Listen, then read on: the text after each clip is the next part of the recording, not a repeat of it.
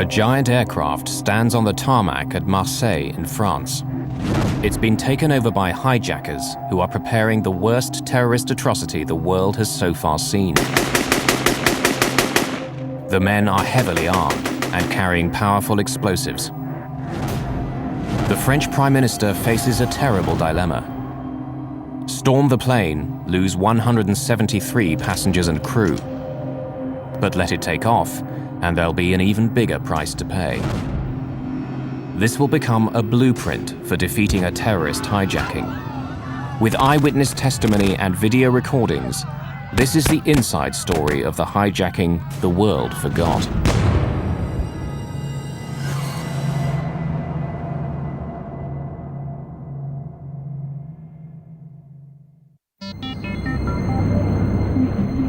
It's Christmas Eve 1994. An Air France jet is on final approach to Algiers airport. It's the early morning flight from Paris to this former French colony on the north coast of Africa. The plane is an Airbus A300 with a crew of 12 on board. 3 greens. This is no ordinary landing. Algeria is in a state of civil war. The area around the airport has been the scene of fierce fighting. There's a very real threat of missiles being fired at the plane as it comes in to land. The flights to Algiers are only done by volunteers because of the terrorist threat. We're all aware of it. We accept the risk. So dangerous is it that Air France, the French state airline, has asked its government if it really needs to continue these flights to Algiers. So far, there's been no reply. 100 feet. 50 feet. 20 feet. Leader thrust engage. The captain of Air France Flight 8969 is Bernard Delem, a highly experienced pilot. This is his first ever television interview. The events are still so threatening to him that he'll only appear in silhouette. There were some security measures, like on any other flight, and a few extra ones since we were in Algiers. But at my level, I had no qualms about flying there. Even now, 10 years later, I can still say that I like doing in Algiers. The plane will only be on the ground for the short time it takes to clean, refuel, and board the passengers for the return flight. They're mostly Algerians, but many are French, escaping for a while the perils of life in Algeria. 3 years earlier, Islamic fundamentalists had won the elections there, hoping to install an Islamic state. But then the military seized power and imprisoned their leaders. Since then, Algeria has descended into chaos. Like every other year, I decided to come and spend the holidays in France, and I had a cousin with me. I was chief stewardess at Air Algeria, and I wouldn't take any other flight but Air Algeria normally. But when I arrived at the airport, there were no seats left. The flight was full. But an Air France booking agent suggested that I take the Air France flight. So I did. At least I'd be certain of taking off. Boarding is nearly over, but then, another sign of the fraught security situation, police board the plane for one more check. Presidential police, you two take the rear.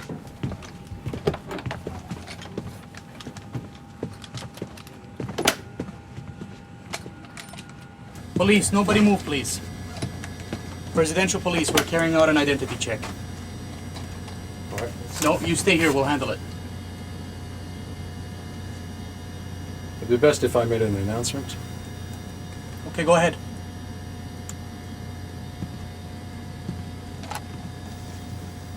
Ladies and gentlemen, good day. This is your captain speaking. There will be a short delay while the police will come to the cabin to carry out a passport check. Please remain seated. We apologize for the inconvenience. We should be on our way shortly. Passport. Passport. When they came towards us, they were armed. And that's really unusual. Passports, please. This unauthorized delay to Flight 8969 is making the military suspicious. Algerian special forces, known as the Ninjas, are already heading towards the plane. I looked outside and I could see the ninjas out there, the Algerian Special Forces. I said to myself, why are there so many of them? Tarut means infidels. And when he said that, I knew straight away that they were terrorists. There it was. All of you, get to the back! Hurry! Shut that voice of Satan! Sit down! You two, don't move! Nobody move! We are not the police. We are Mujahideen. The men are not police, but terrorists. They belong to a violent group of Muslim extremists. They aim to force an Islamic State on Algeria, no matter what it takes. And seizing the plane is part of that plan. Inshallah! When that happened, it was like a rock falling. Like lead. I don't know which. It was horrifying. Look at this! This is a very powerful bomb! There are others just like it! Ready for a great fireworks show in the sky! We are the Mujahideen of the people! God has chosen us to die, and you to die with us! The leader, 25-year-old Abdullah Yahya, is a notorious killer. There is nothing to fear! God awaits us all in his heavenly paradise!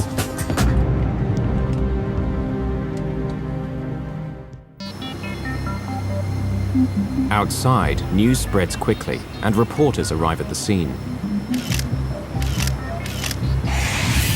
In Paris, the French Prime Minister is urgently recalled from his Christmas holiday. It's an international crisis.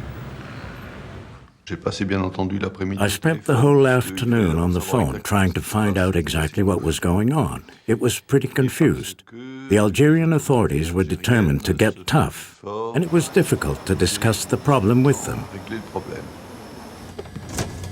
Give me your jacket, Captain. Back in Algiers, the terrorists decide to put on the flight crew's uniforms to confuse any army snipers. Meanwhile, in the cabin, one of the terrorists is not happy with what he sees. Cover your head! Cover your head more! You too! Their Islamic customs were not being respected. Men and women sharing the same toilets, sitting next to each other. And above all, women with their heads uncovered. That was intolerable for Lotfi, and it threw him into a rage. Lotfi's character is very peculiar. We called him the madman because really he was always on a knife edge. He had fits of rage. He was always on the brink of fury. What he saw there in the cabin was intolerable for him. He had to cover these women up. Now, 2 hours into the hijacking, the terrorists want to talk to the Algerian military. You in the tower! We have taken control of this Air France flights. We are the armed Islamic group. Do you hear me? Do you understand? Do you hear me? What is wrong with this thing? They don't hear me. They couldn't hear you because you both talked at the same time. You have to start again. You tell them. Do it. Air France 8969. What do you want me to say? The terrorists order Captain Delem to take off for Paris. They say they're going to hold a press conference there. But the plane can't move. The passenger boarding stairs are still attached, and the Algerian authorities have parked vehicles to block the runways. Air France 8969. The passenger boarding stairs are still in place. Please remove them immediately. They meet with a blank refusal. Things are starting to go wrong for the hijackers. The Algerian strategy is not to give way on a single point, but it's a dangerous policy, as they are soon to find out. We are going to blow up the world! We are going to blow up the plane and everyone in it! Do you hear me? Do you hear me? Armed terrorists have hijacked an Air France jet at Algiers airport. They want to leave for Paris, but the government won't let them. It's a stalemate, for the moment. I'll say it one more time. Please remove the boarding stairs so that we can leave for Paris. You think we are joking? We will show you how we are joking. We are soldiers of God. We are ready to die. We will show them. The terrorists are about to send a message to the Algerian government. During the passport check, they've identified among the passengers an officer of the Algerian police. Then 2 rows behind me, there was a policeman. Can you come with us, please? We need your help. He asked the policeman to follow him.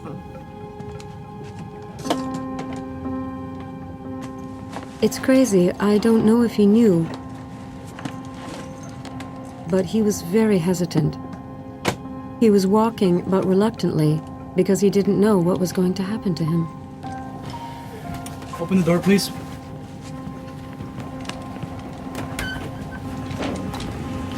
So please take our message to the government.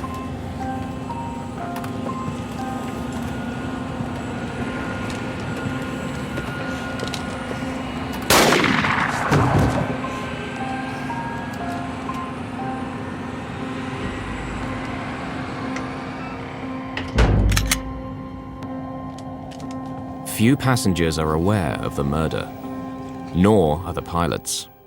The first contact we were allowed with the cabin was when a stewardess was allowed into the cockpit to see if we wanted anything.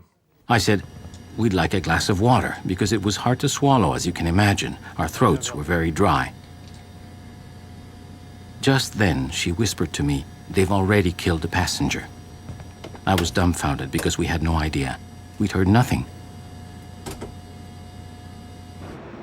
But the passengers are growing more concerned about what's going on outside. There are signs that the Algerian Special Forces are preparing for an armed assault. The biggest worry that we all had was that the ninjas, the Algerian Special Forces, would attack the plane. Things were going on inside the plane, sure, but anything that would come from the outside would upset things, and that scared us. As French Interior Minister at the time, Charles Pasqua knows exactly how the ninjas operate. They were trained by us. We were taking a considerable risk by letting this plane stay in Algiers, because we knew that although the Algerian forces were perfectly capable of ending the siege, it would have ended in a bloodbath. The Algerian military maintain their hard line, so the terrorists are about to raise the stakes again. Another passenger must die. When they came for the second passenger, we knew things were going wrong. This passenger, he was different. He was Vietnamese, a diplomat. He was the real foreigner on this plane. This passenger was not cowed by their terror, and that must have bothered them. The Vietnamese diplomat believes that as an outsider, he's being released.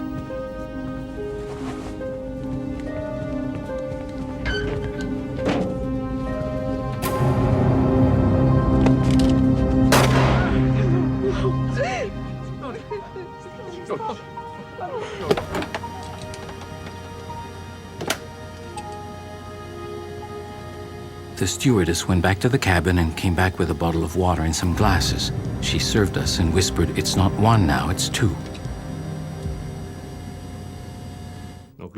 Immediately, I realized that we had really hit the jackpot. As the hours go by, the crew and passengers begin to recognize the different personalities of the 4 men.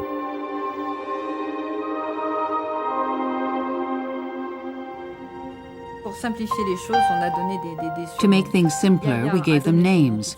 Yaya gave us his name straight away, so that was easy. He was in charge. He looked a little bit like a student. He was friendly enough, very calm, except when he flew into a rage, and then he would act like a gangster. Lotfi, the madman, was the one who insisted we follow their laws, the one who was the most fanatic, the most fundamentalist. He'd already been in prison and been tortured.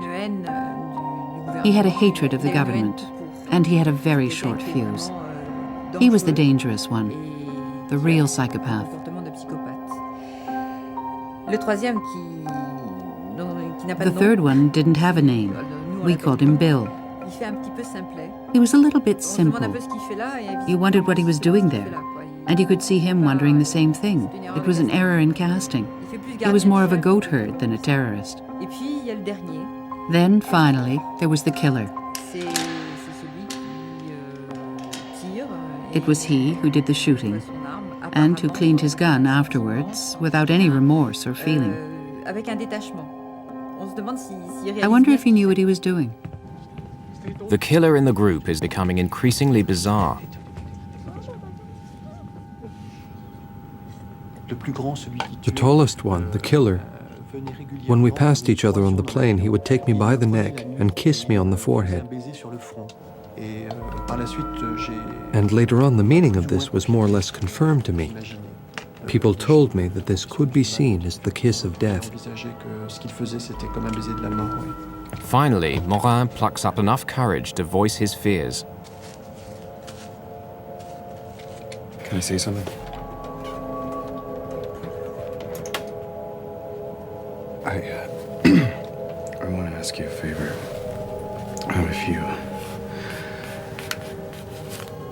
If you decide to kill me, I want you to promise me. I don't want to be killed by a bullet in the back, because when I die, I want to be able to see your face. What are you afraid of? Well, it's impossible not to be afraid with what's going on the plane. You don't need to worry. Because if I kill you, you will be a martyr. You will go straight to paradise.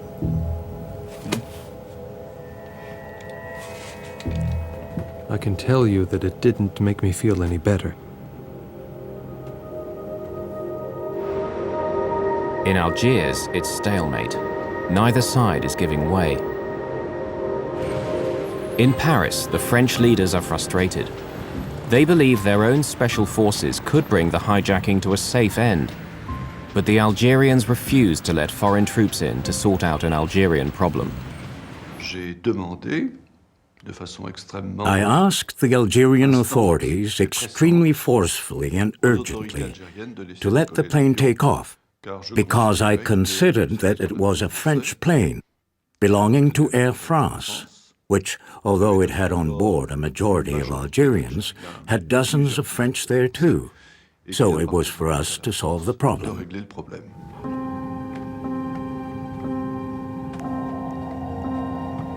Night falls. Air France Flight 8969 is pinned down by spotlights. The passengers have now been held hostage for 7 hours. Initial panic has given way to a tense calm. Few realize that 2 passengers have been murdered. The crew is working hard to defuse the situation. All these buttons, like here, for instance, it's the APU, Auxiliary Power Unit. The role of a crew in these conditions is to keep things calm, to earn trust, to keep things going, which is very important. At the start of a hostage-taking, it's always violent. You have to buy time, to calm people, to show what you're like, to find out who they are, and so on. And then try to gain their trust.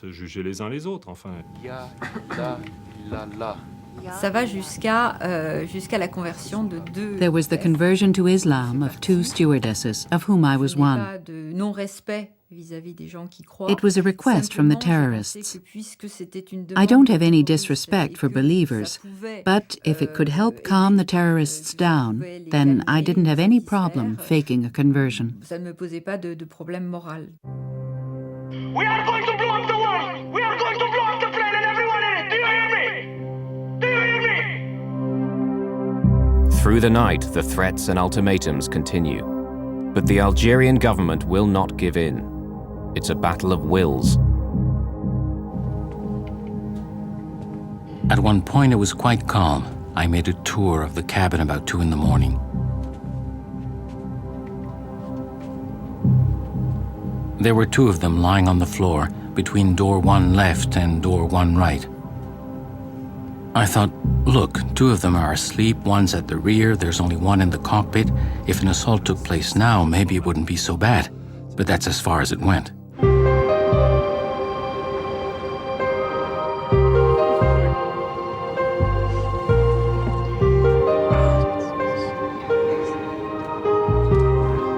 After a restless night, the passengers wake up. It's Christmas morning. It was a marvelous gesture. There was one person we called Father Christmas because he said, "You've worked hard enough, now it's my turn." And he took round all the bottles of water and glasses to the passengers. The passengers joined in. That's to say, they tried to eat something, to do normal things, to make the atmosphere a little bit more normal and a little less stressful than it really was. It was the waiting, because in reality, we could do nothing but wait. During the night, the French government has decided to send its special forces to the island of Majorca, as close to Algeria as possible without being accused of interfering. Colonel Denis Favier was then a major in charge of the French counter-terrorist unit, the GIGN.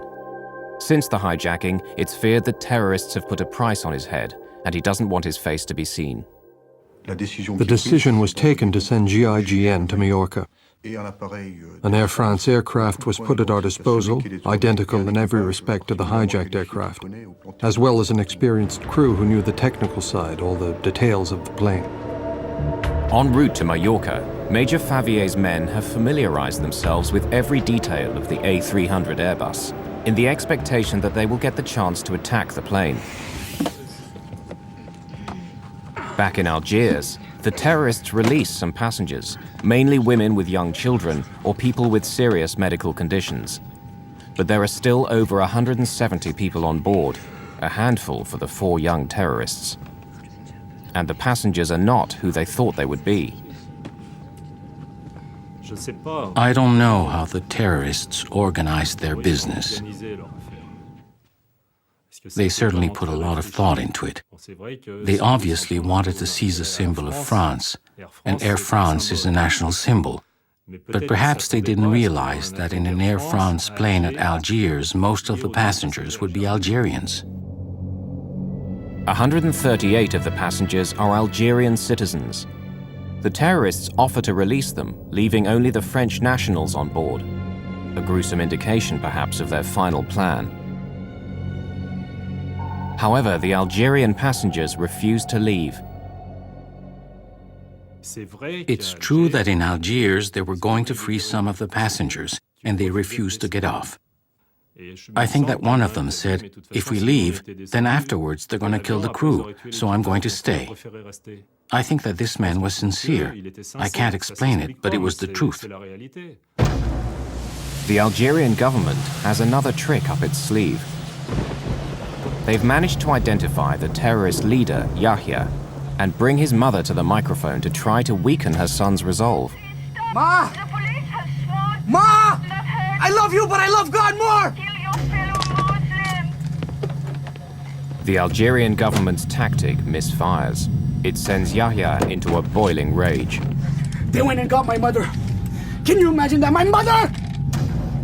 They went and dragged my mother over here! How many French are back there? 1 man and woman. Go get the man. What do they think they're playing at? What do they think they're doing?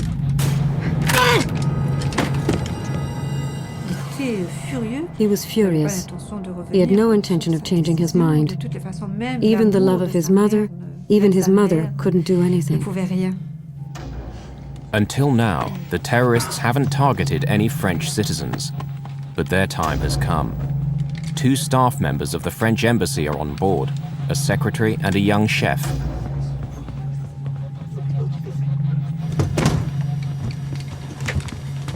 Okay, now we will teach you how to play games with us. Are you listening to me? You tell them that if they don't let the plane take off, we will kill every single passenger one by one. Tell them. My name is Yannick Beunier. I work at the embassy. They're threatening to kill us. If you do nothing, they'll start the executions. You've got to do something, and quickly. Quick as you can. We care nothing for you. We are soldiers of God. We'll kill him and we'll throw him outside the door. You can come and pick him up. Get me a magazine. He was terrified, Yannick. He was looking at me, but he was terrified. Take a caliber. Was he pleading with me to help him? Was he? You two, we better off going back to your places. Go!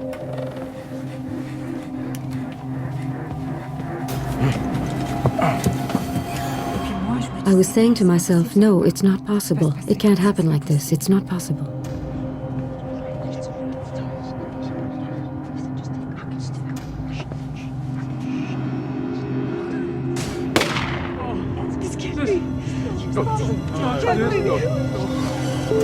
The door-open warning light confirms that the terrorists have carried out their threat. Air France 8969. You happy now? See what you get when you play tough. On a assisté à distance. We witnessed at a distance the execution of this man. C'est quelque chose qui a été qu'on avait vécu. It was something we lived through with great emotion in Paris, because we were patched into the conversations between the plane and the control tower. The French government can no longer stand by and do nothing. Prime Minister Balladur gets on the phone and threatens his Algerian counterpart. I told him that I would hold the Algerian government responsible for what happened and make it known to international opinion. Balladur's threat works. The Algerian president caves in. Finally, after 39 hours of terror, Flight 8969 can leave for France. Just then, there it was. We could leave. In the plane, there was a joy you could not imagine. And really, this impression that that was it. We'd succeeded. We had all succeeded and we were going to be saved. We were leaving Algiers. But there's a problem. All the time they've been on the ground, the captain has kept the auxiliary power unit running. It's a small jet engine in the tail of the plane which keeps the power supply going. It uses around 4 tons of fuel a day. Now there isn't enough to reach Paris. Only Marseille on the southern coast of France. Navigation lights. On. Air conditioning packs.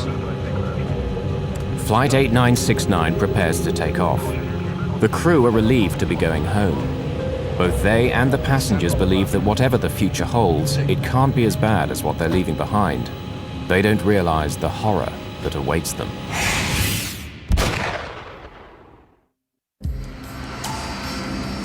After 2 days of terror and the death of 3 passengers, the Algerian authorities are allowing Flight 8969 to leave for France. The terrorists say they're going to hold a press conference there. Before takeoff checklist completed. But Captain Delem wants an urgent word with the terrorist leader. What is it? What's wrong? Look, since the start of this whole thing, I followed your instructions. You want to get to Paris to talk to the journalists. I'll take you there. But I want to know if you're going to blow up the plane between Algiers and Marseille. Why do you ask if I'm going to blow up the plane? Because the responsibility for these passengers is on my shoulders. No, there's nothing to worry about for you or the passengers. We fly to Marseille, like you said, refuel the tanks, and then we go to Paris. I give you my word. All right. Good. Let's go. Me, I believed them when they told me that the plane would not be blown up between Algiers and Marseille. I don't know if they would have given me the same answer between Marseille and Paris. When someone's got explosives, they're not for making a birthday cake.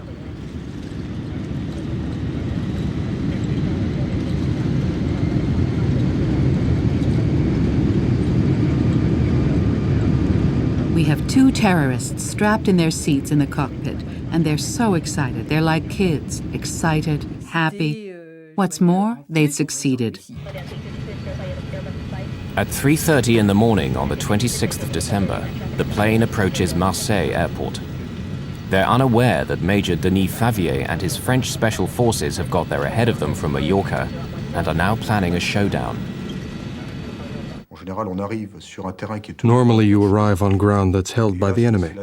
But here it's the enemy who's going to arrive on ground where you are in total control. And that's a key element in the success of the operation. 50 feet. 20 feet. For the terrorists, it's the magic moment. We are landing in France. We'll get fuel. We'll get provisions to take off again and go to Paris, because that's the objective. The airport is very dark. There are the lights of the plane and the little car, the Follow Me car, which we follow, and we do not go to the terminal. The plane is being deliberately led away to a remote corner of the airfield.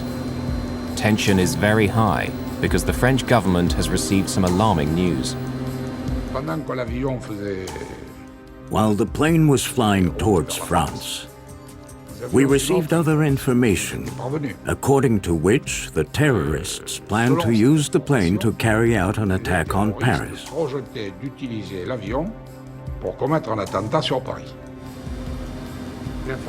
The information was credible, and we took it seriously. So the decision was made that no matter what, the plane would not take off from Marseille. No matter how high the price may be, the plane would not take off. We picked a very precise spot for the plane to park, and then we just played for time.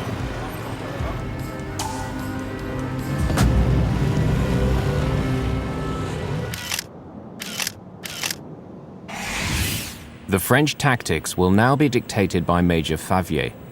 His plan is to wear the terrorists down. Whilst always appearing conciliatory, the French will spin out negotiations as long as possible. They know that Yahya and his men must be tired. The hijacking has now gone on for almost 2 days. Air France 8969, we require immediate refueling. 27 tons! 27 tons. The terrorists have learned from the flight crew that 27 tons of fuel will fill the tanks, far more than the 9 tons needed for the journey to Paris. It appears to confirm the intelligence report that the plane is to be used as a firebomb. They say it's not possible because of the killings, because of what happened in Algiers. It's in all the papers. The workers who do the refueling are afraid. They won't come near the plane. Tell them we want to go now. We'll do a press conference in Paris. Air France 8969, they want to leave for Paris right away. They wish to hold a press conference in Paris.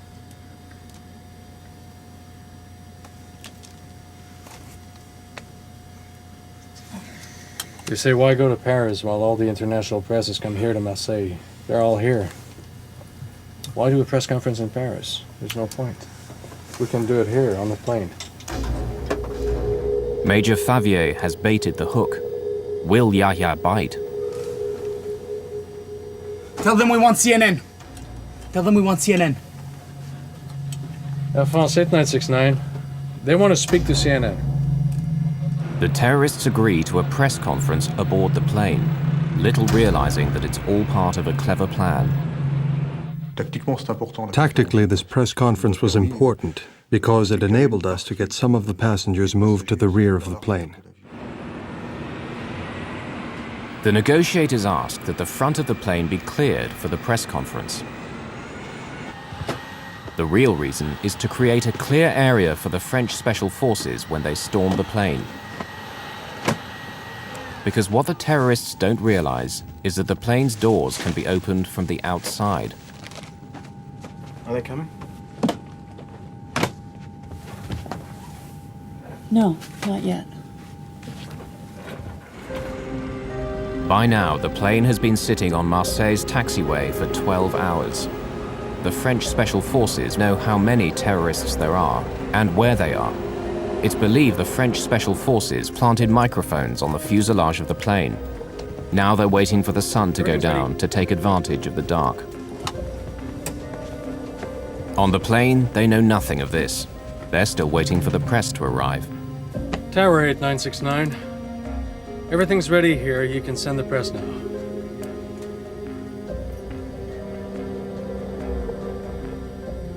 8969, what do you mean they're not ready? No. You said they were ready over an hour ago and you were going to get them. Come on, there's not much time left. There must be hundreds of journalists there. This will be the biggest scoop of their careers. They're up to something. We can't stay here. I assure you, it's... Captain, move the plane over there. I promise you, we'll be... Captain, move it right now. Do it. Move the plane over there where the other ones are. We'll be fine. I promise. Move the planes! Go over there where the other ones are! Do it! Do it! Let's go. Start engines. Suddenly, all Colonel Favier's plans are in disarray. Yahya, the terrorist leader, now has the initiative. Tactically for us, the situation was very bad. Our positions were based on the plane being parked at point A, and all of a sudden it's at point B. So we have to reorganize very quickly. Captain Delem is forced to park right at the foot of the tower, close to the terminal and other flights. If they blow up the plane now, the casualties could be enormous. Tell them it's too late now! There won't be a press conference. It's too late. It should have been done. Tell them to fill the tanks. We're leaving. They have until 5 o'clock. At 5 o'clock, we're taking off. Tell them, Captain, do it. I've had it. Do it. Air France 8969. Major Favier is having his men picked up as fast as possible to move to new positions. He puts snipers on the terminal roof, where they'll have a view of the cockpit. He only has a few minutes to set up his emergency plan, a cavalry charge of passenger boarding stairs. 3 air stairs and 30 men. This is the plan. Penetrate by the 2 rear doors, with 2 teams of 11 men each at the rear right and rear left doors, and then a penetration by a smaller team of 8 men at the front right door to gain control of the cockpit, since we know that the terrorist leader is in the cockpit. Our intention is to cut off the cockpit from the rest of the plane. By 5 o'clock, no fuel has been delivered. The authorities have no intention of allowing the plane to take off. 5 o'clock comes round, and there, it's the moment when Yahya has to do something.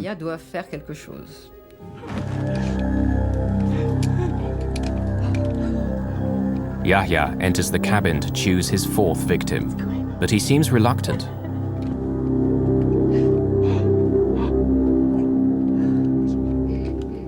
He chooses a member of the crew, the youngest, the most foreign, who had made the mistake of telling him he was an atheist.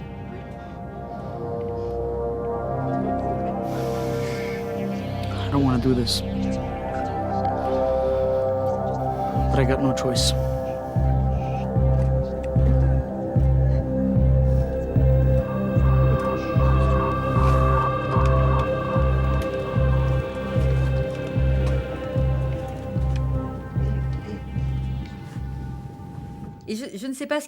I don't know what was going on in Yahya's head, and we never will. I don't know if he changed his mind, but he kept putting off this execution. So instead of that, he fired on everything around.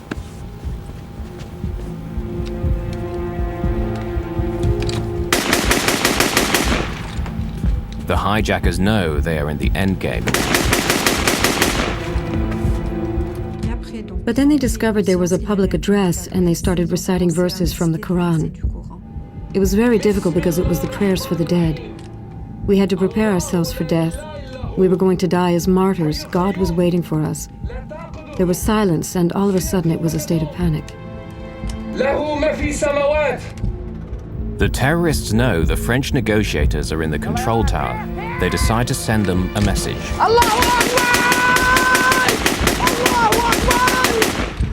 One of the terrorists opened the side window of the cockpit and hosed down the control tower. The glass shattered all around us. We were literally machine gunned. Since we had landed in Marseille, there had been some moments of tension, but nothing like what seemed to be about to happen. We're gonna succeed in our mission, Captain. Don't worry about that. Major Favier has been given carte blanche by the French Prime Minister Edouard Balladur. He decides the moment has come to act. When the terrorists started firing with an automatic weapon on the tower, there was danger inside the plane, so we now had justification for an armed attack. That attack was carried out from the air stairs, which are mobile vehicles.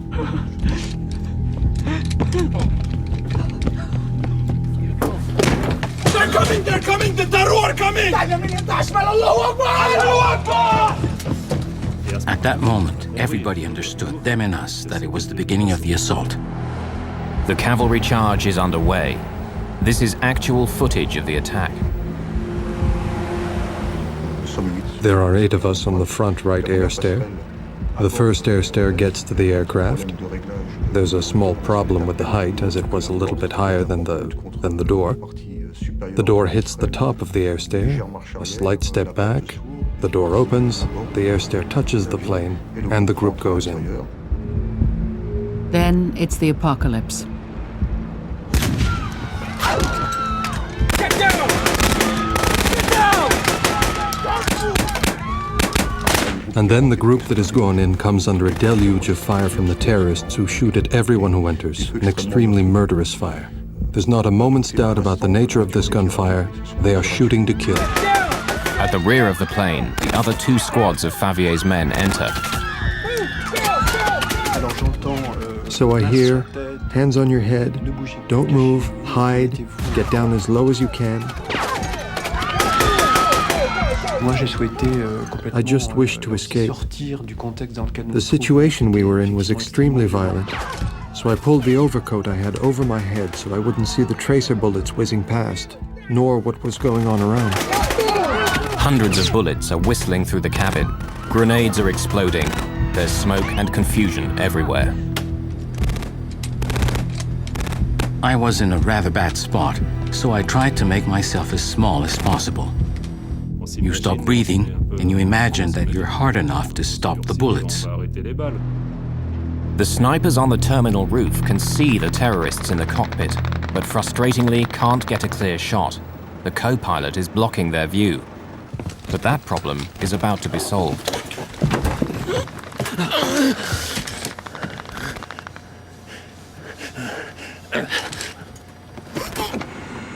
Actual video footage shows the co-pilot, Jean-Paul Borderie, falling onto the hard concrete.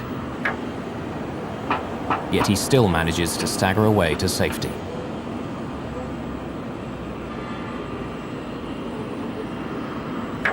It gives the snipers the chance they've been waiting for.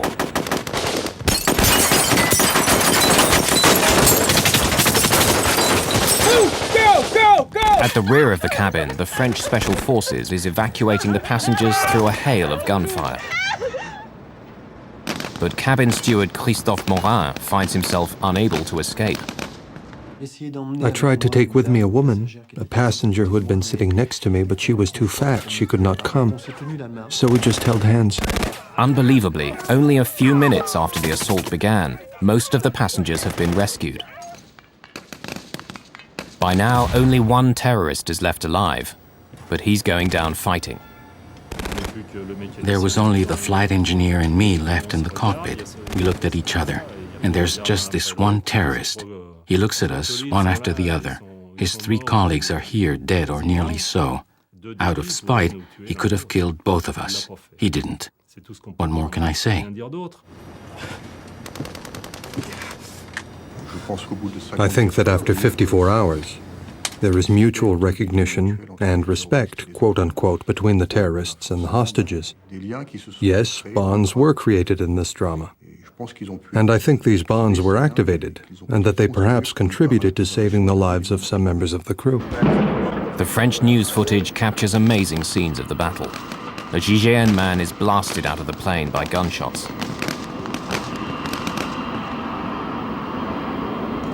The final surviving terrorist holds them at bay for almost 20 minutes, but his time and his ammunition are running out.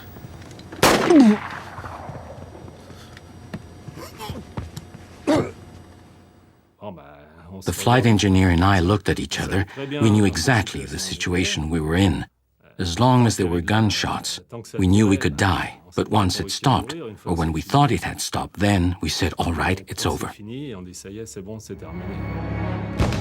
But it's not over yet for the captain and his flight engineer.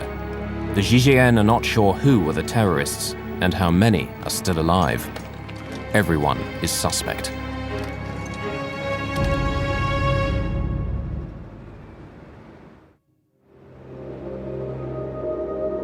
The battle around the cockpit has been so fierce that everyone believes the flight crew are dead. The French Special Forces suspect that any survivors may be terrorists in disguise. The flight engineer is hustled off the plane and handcuffed. Get up! Hands on your head! I'm the captain of the plane. I will get out, but not with my hands on my head. I would never have left the cockpit with my hands on my head. After all I had been through, I would not be punished like a child. When we saw Bernard and Alain come out, we couldn't believe it. Alain was handcuffed and his shirt was covered in blood. He said, "I'm deaf, I'm deaf." But we said, "Yes, but you're alive." We told them, "He's our flight engineer, let him go." It was incredible.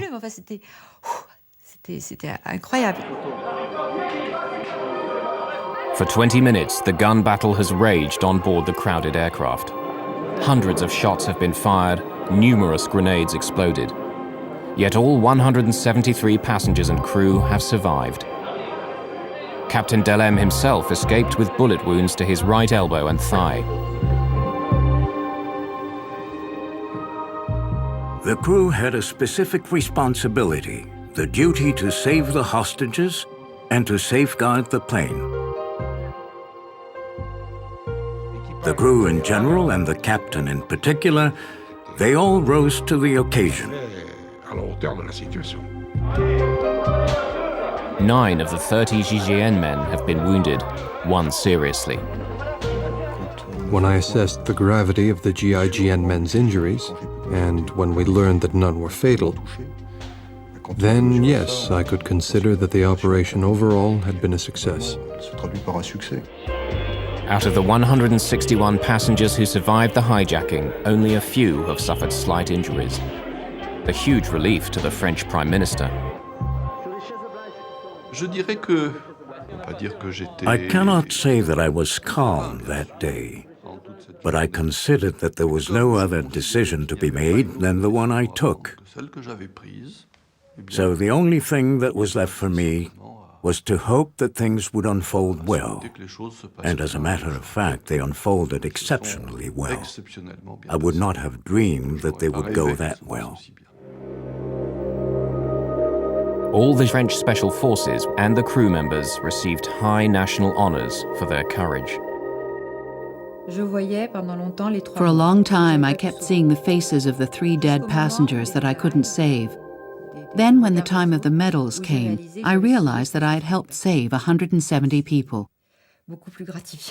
It's a lot more gratifying, and it allowed me to mourn and get over it. I don't wear the medal, but I'm proud of having it, and I consider that we deserved it. We only did what we were supposed to, our job. It was a textbook mission, one of the most successful anti-terrorist operations ever carried out. But the traumatic experience will never leave the survivors. Zahida Kakachi, the passenger, could not stay in Algeria. She became so anxious about her safety, she emigrated to France. Stewardess Claude Berniard was thanked by Air France, but never worked for them again. Christophe Morin suffered the same fate. Since this horrific experience, his outlook on life has changed radically. He now works for a charitable organization. Captain Delem eventually returned to flying duties. After a further 9 years of service, he's recently retired from Air France. Later, a former leader of the Algerian terrorist groups, Omar Chiki, confirmed that the plan had been to blow up the plane over the Eiffel Tower, the symbol of the French nation. Hundreds might have been killed when the plane crashed down onto the crowded streets of Paris. They never tried again, and the world would forget this hijacking. Until 7 years later.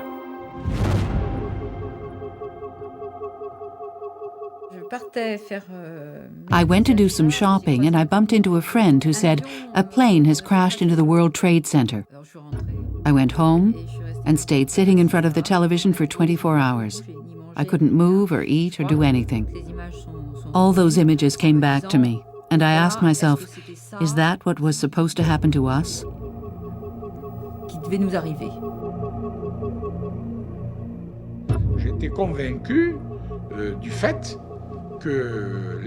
I was convinced that the terrorists wanted to crash the plane over Paris. To them, it would have been a great feat. Crashing a plane on the Eiffel Tower or the Élysée Palace would be an extraordinary feat. Above all, I kept thinking, we had apprentice terrorists, boys who didn't understand very well what they were doing. But voila, they taught everyone a lesson.